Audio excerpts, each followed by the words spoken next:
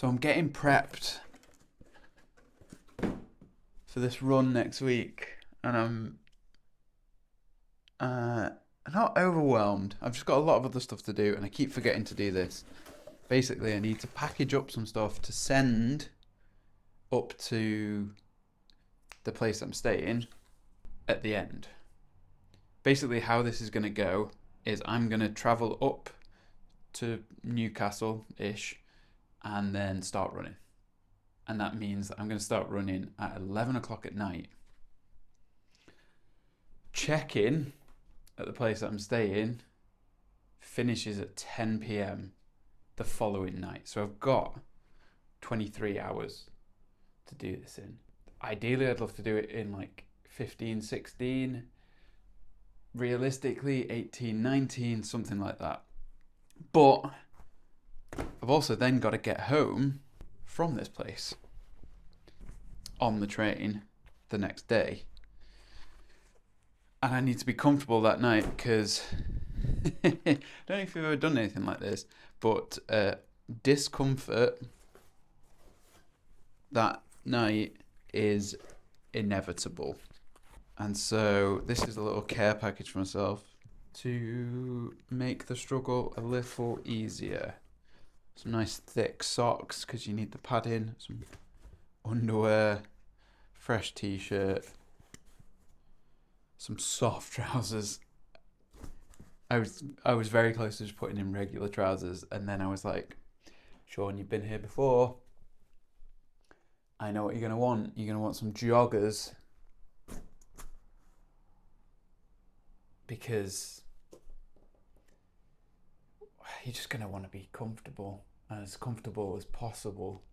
And the other thing is, bear with me, gonna be sick of eating, which for me is a bizarre concept. I'm going to be sick of eating by the time that I get there. I'm probably going to just be off food entirely, but I need something where I can get some calories, some decent like protein, because stuff's going to be broken down over those 18 hours or whatever it ends up being. I'm going to need some protein. I'm going to need something that like doesn't taste like shit. And I don't think there's going to be anything open. I don't think there's anything that's going to be there that I can... guys, there's not a McDonald's.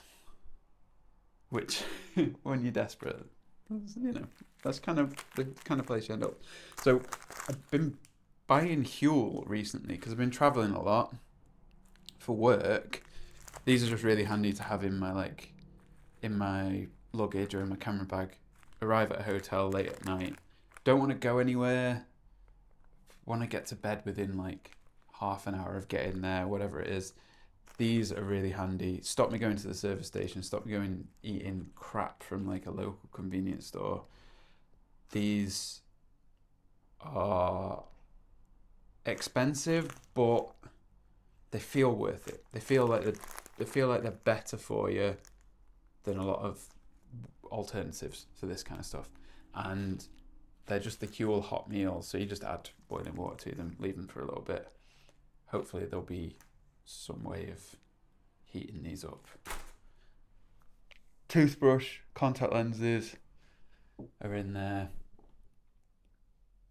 And yeah, I need to get this to the post office probably today. Hopefully it's not going to cost me a ton of money. I don't think it will. But yeah, this is fully solo. On a bright note, I went out for a run yesterday with my buddy Adam, and he offered to be the first port of call before emergency services. So the nestled area of like, I can finish, I can just about push through. I've hurt myself, but I can get to the end. Then on the other side of the spectrum, there's emergency services. I've broke my leg. Please send the chopper. And then there's like the middle bit where like, I don't know, I get a blister on both eyes and I can't see. And I can just about get to the nearest road. He has offered to come and get me, which takes a massive load off. So it's unsupported. I'm going to be carrying everything I need other than the stuff that's going to be at the end. I'm going to be able to buy stuff on the way. I've looked at that. I've done a better job of looking at it this time, I think. I'm going to have plenty of water with me. So I've got the Camelback 1.5 litre, and then I've got a 500ml. I've got 2 of the 500ml ones, but I'm only going to take 1, I think. And then I've got the little 150 or 250ml ones that probably just going to fill with syrup, because sometimes you just need a pure hit of sugar on these kind of things. Got a load of gels, but I'll lay all that out once I've got that ready. It's only Thursday. It's happening next Tuesday, Monday night, I guess. But this is the key thing, because if I get there and all I've got is my horrid running clothes to like sleep in and travel back in, I'm going to be pissed. Especially if I can't like brush my teeth either. That would be gross. So yeah, let's get this. I've reached out to the guy at the Airbnb. He said it's fine to send these. So yeah, get them sent now. Just before I go, on the note of this being unsupported, am I fucking mental to do this? That's the question that occasionally goes through my head. Am I mad to do it? I don't think I am. This is not that much further than I've run before. It's a relatively like known quantity, the path. I've not run there, but I've run 100k. This is 135.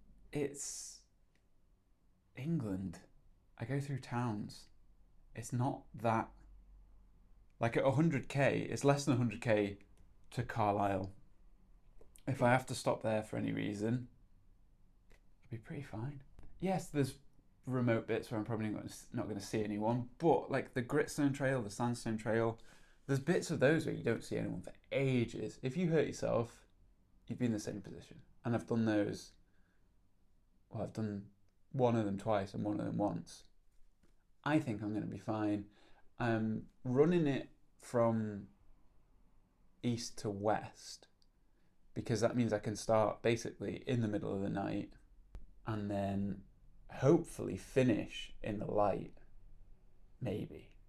But at least get the darkness out of the way, through like Newcastle, through the towns, through places where I'm not going to be in danger. Because if I started at the middle of the day and ran through the night, the worst bit of terrain, the bit that I'm most likely to hurt myself on, would be in the dark. And in this case, that stuff's going to be at like 10 a.m. I think I'm going to be fine. But am I just too dumb to know that I'm not going to be fine? I do worry about that sometimes. But then I go and do these things and I just do them. It's the same with Kudus. My friend Kudus. He'll just do shit. And you've got to respect that, I think. You've really got to respect that. I'm not saying you've got to respect me. I'm saying you've got to respect people like him. Hopefully I'm like him and you need to respect me. Thank you for coming to my TED Talk. Right. Tape. Not that tape.